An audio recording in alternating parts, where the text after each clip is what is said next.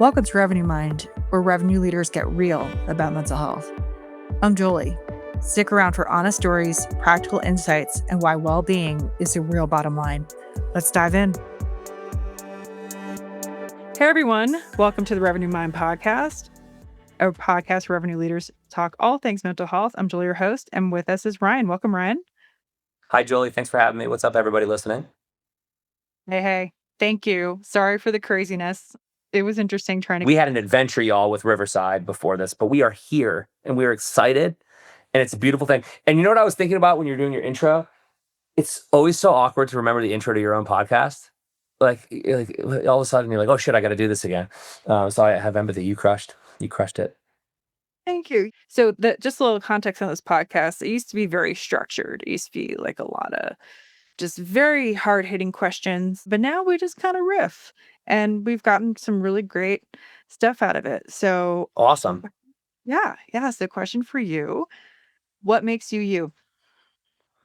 Wow.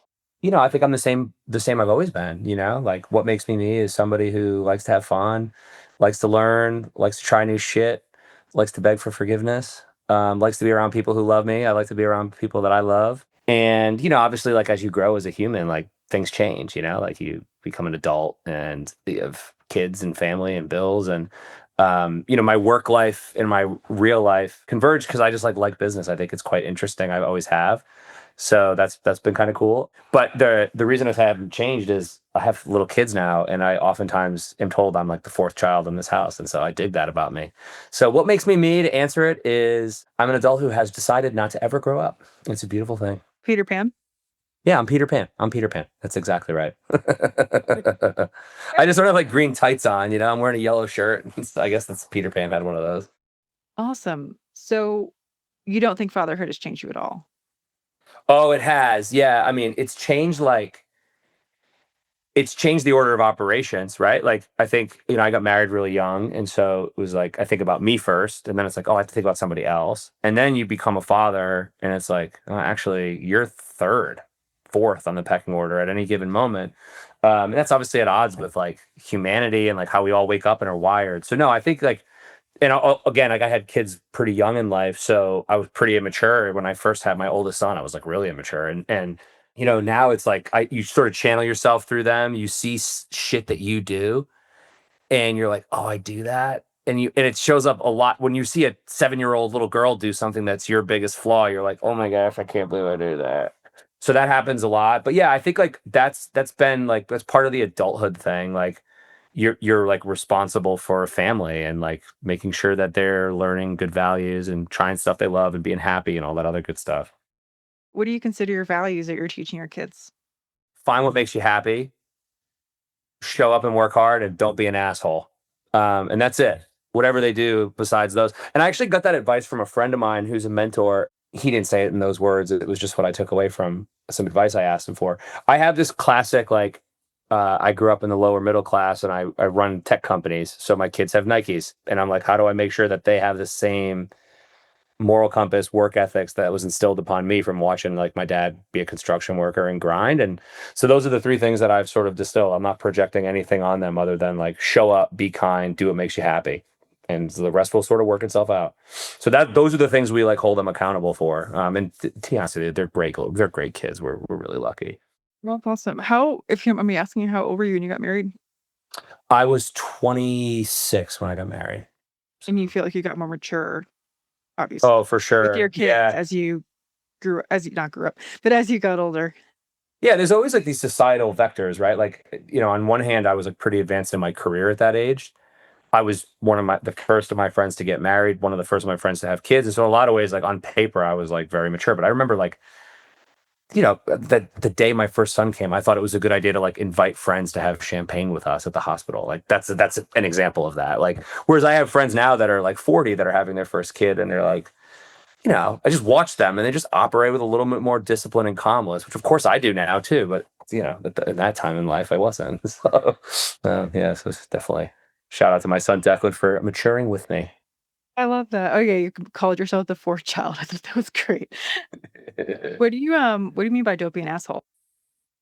Yeah, that's a good question. I mean, you know it when you see it, right? Like put your put your carriage away at the or your cart away at the supermarket. Open the door for somebody.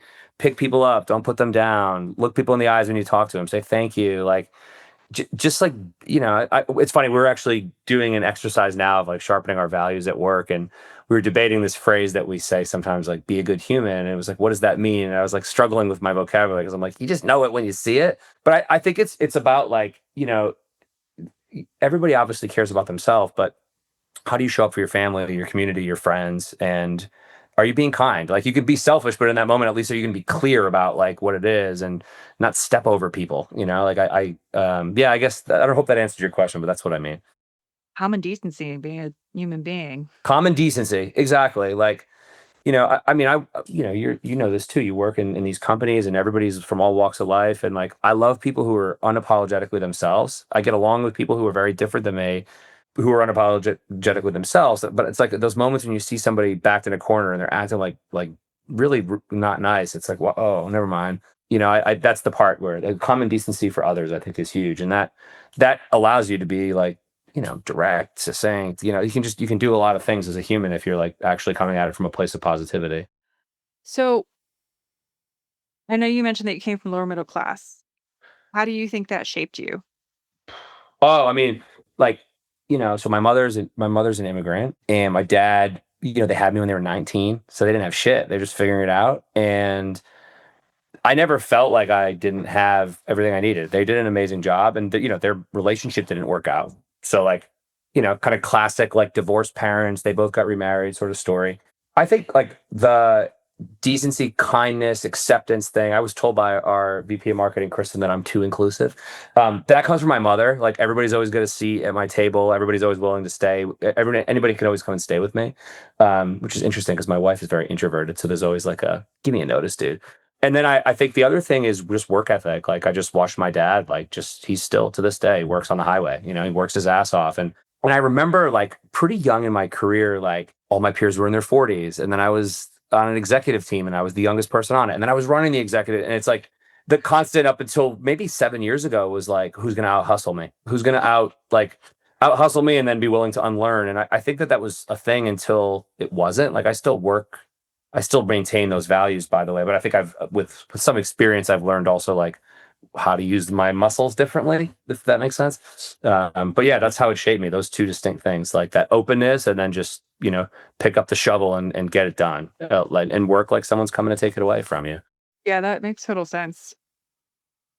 I feel like a lot of us are in the camp of, especially in tech, I can always do better. Yeah, it's a Or I can bubble, always reach and yeah, X. yep, it's true. I was giving somebody advice the other day, like you could compare yourself to like the 10 companies that everybody compares themselves to, or you could just be clear on your values and like work your business. There's more $100 million companies than there are decacorns. Like it's just the way it is. But it's and particularly like you go on LinkedIn and it's like this doom scroll. It's become quite a doom scroll, in my opinion, and it's not actually reflecting a lot of market reality. Like an hour and a half ago, before I was on our podcast, I was reading this like new McKinsey report, and it's like, yeah, everybody's trying AI, but they haven't like fully leaned in. And then you use your LinkedIn feed, and it's like you're all an idiot. Like it's that stuff perpetuates that. Like I'm never doing enough that you mentioned. Yeah, yeah. Oh my gosh. I'll go on LinkedIn. Like, I feel like 4 years ago, and I think I've talked this in other podcasts, like, I remember saving dozens and dozens of like playbooks and marketing advice and industry thought leadership. And that's what LinkedIn used to be. And now it's basically, I don't know if it's Instagram, but it's inching on it with Yeah. like selfies and pictures and traveling. And yeah, like I get if you're an influencer, like you want to show part of your life. Like I'm sure you have some moments like that, like with your kids and think you like all that good stuff. But when it becomes like, I don't know, I feel like there's really no tactical advice on it anymore. But my feed is like, here's I'm a founder and I'm cool. Awesome. It's interesting. I try to share, which is probably annoying for my colleagues on my marketing team because like will say something if I have something to say, and like I have this like opinion about like companies that keep the customer at the center and hire great people and then like set them up to succeed, and like So I talk a lot about like either shit that pisses me off that gets in the way about that, or like something I'm doing that, at least from the feedback I'm getting from my customers, my employees and shareholders, like working. But what I've done to like minimize the sort of doominess of it is I look at LinkedIn in the morning and then at night once. And it's not part of my like all day flow, which I think is important because you can spend a lot of time on, not just to pick on them, you could be on Substack all day and achieve the same thing, which is like, oh my God, it's like really everything's quite dire. And then you're spending all this time on trend analysis versus like what's real, what's actually like what's going on, where's the world going, what's happening with your customers. And I was talking about this the other day, like getting out and having a lunch with somebody, like you can learn a lot more, in my opinion. Like somebody who you admire and respect, you just ask them a bunch of questions and it's like, oh, okay, I have so much energy now. I felt that, and now I have some like ideas of what I need to do. Yeah, for sure. And I didn't mean to shit on all founders. There are a lot of founders that have like a one thing that they talk about and they talk Yeah, really, really well. Like that I really respect and that still exists. But I think that at least my feed has become saturated with a lot of bullshit. same. Oh, totally, totally. And like I've definitely muted some of it, like, or a lot of it is like recycled rhetoric. It's like the same point packaged in like 20 different things. Maybe it's because like I process information fast, but I'm like, oh my God, I already saw that post last week. You just changed the headline, and now it's the same fucking thing that you already said. And but everybody is on, for better or worse, playing to content algorithms versus trying to be helpful. So you know, it is what it is. Yeah, totally. You mentioned kind of setting a boundary with LinkedIn. What other boundaries do you set for yourself? I mean, it's a constant struggle. Like, I run a technology company that's like at a time when this landscape is shifting, so it's like always on. It's not like it ever isn't. If you're in a position of leadership, like you're thinking about, at least if you're at least me, I'll just project for myself. Like you're thinking about the people that work for you and like their families, and like, okay, I got to grow this business enough. We got to, it's got to be a good place to work. Thinking about your customers, are they happy? You're thinking about the market, is everything changing? So that's hard to put in a box.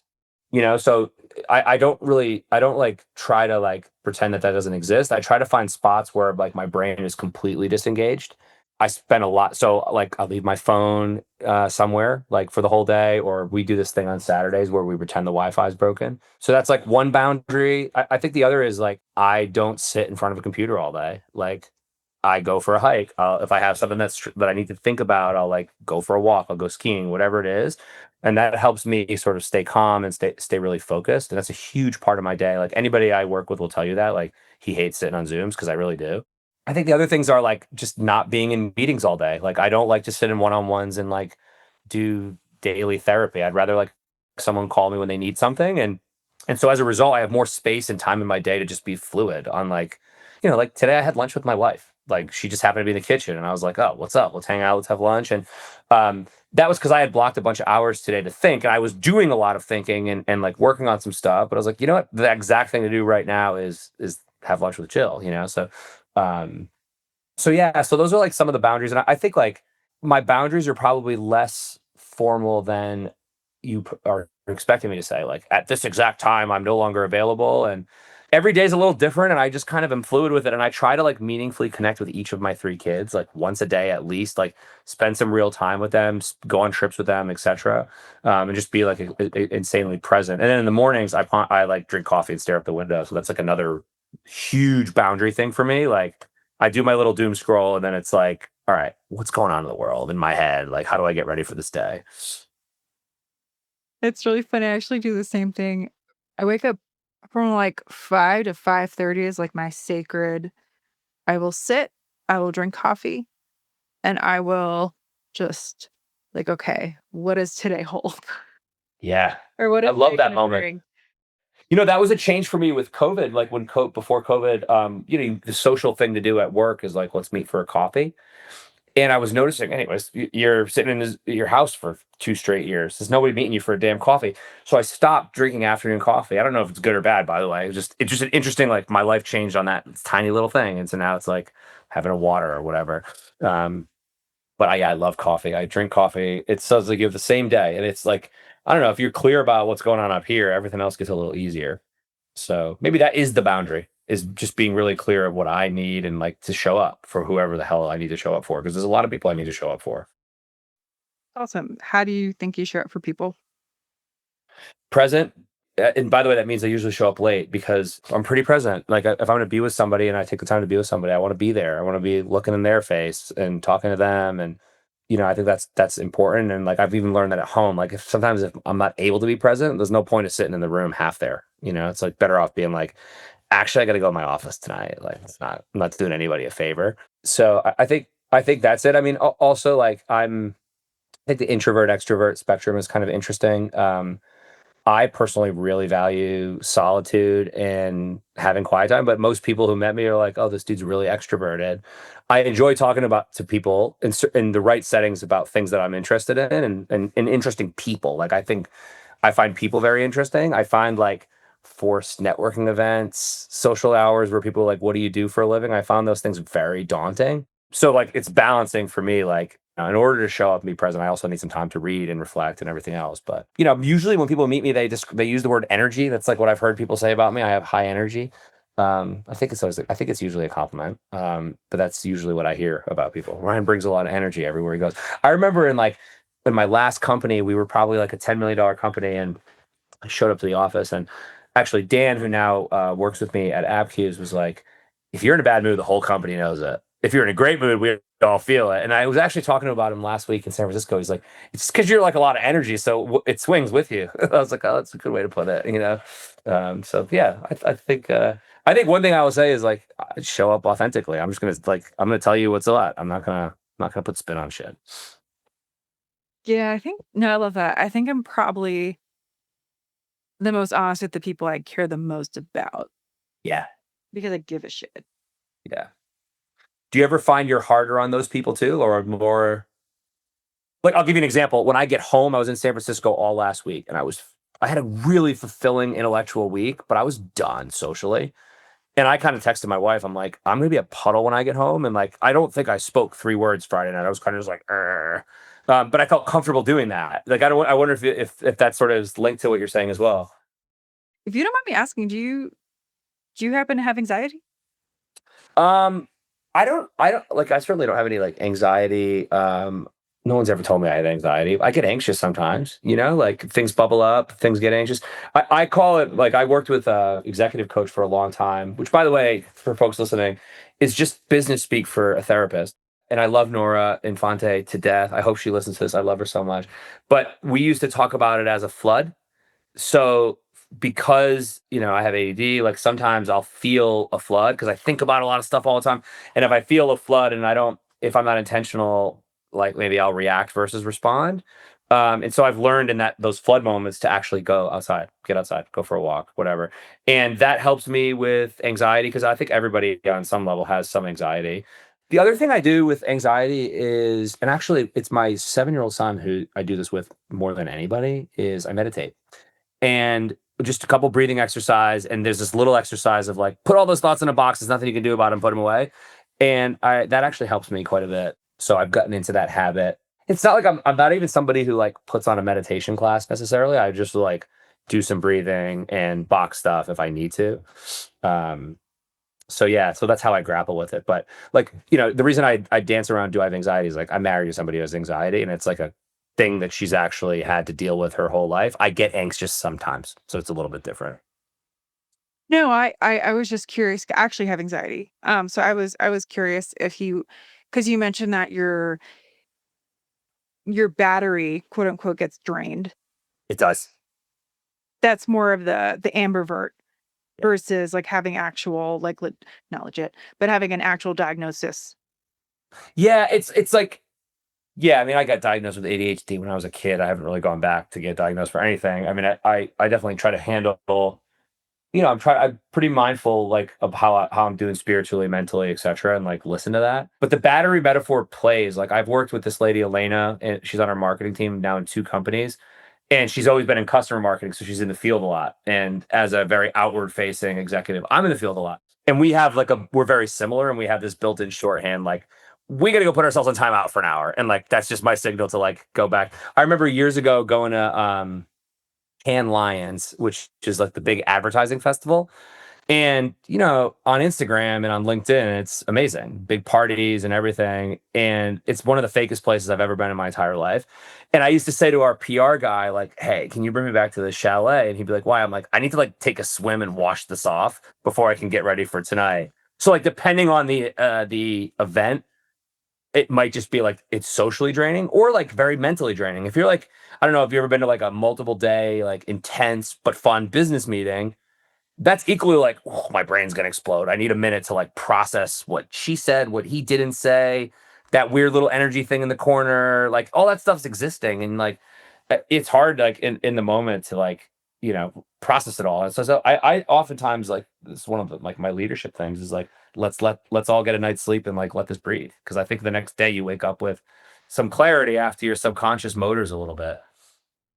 Yeah, and I love that you from everything we've talked about today, sounds like you really know how to put the brakes and, like, take a step back and say, "Okay, this is my state of mind. I'm either gonna, it's time to work tonight, or I'm gonna be really present, or, my battery's at 5. Let me take a break." Like, that sounds like you're really self-aware, so that's awesome. But honestly, I wasn't. Like, I think I said to you earlier in this interview, like, I think I got to a pretty great place in life, whatever, like, according to society's rubric of what you're supposed to do, through just like running through walls and never stopping. And I actually like, I honestly credit this to Nora, and without her, I don't know that I would have been able to like have new muscles now that allow me to do what you just said. So it's actually really a compliment to hear that because a version of me 7 years ago was not like that. I was just running around like crazy nonstop all the time. And that obviously you can get to the punchline, you burn out eventually. Like that's what happens. And as you get older and as you have other things that matter more than society's life template, your family, your friends, like you can neglect those people. And so it's like, fuck that. I mean, you meet enough people who are 60 and lonely, it's like, I don't want that life. I'm like, I'm good. So, but thank you. Cause I have done a lot of work on that and it's something that's really important to me. I know we're at time, so where can people find you if they have questions? You can always email me, ryan@appcues.com. I put out a biweekly newsletter around modern leadership, which I think a lot of people like. If you would like to subscribe and like and all those buzzwords, please do. Or just like connect with me because I do share stuff. I try not to use the words AI or whatever. I just try to like talk about humans and how humans build companies. But that's the best place to find me. Awesome. Well, thank you so much, Ryan. Really It appreciate was fun to vibe with you, Jolie, and thanks everybody for listening to us. We had fun. It was a great day. That's a wrap for Revenue Mind, where we cut the BS and spotlight mental health and revenue leadership. I'm Jolie. We're reminding you your mindset is your competitive edge. Thanks for listening. See you next time.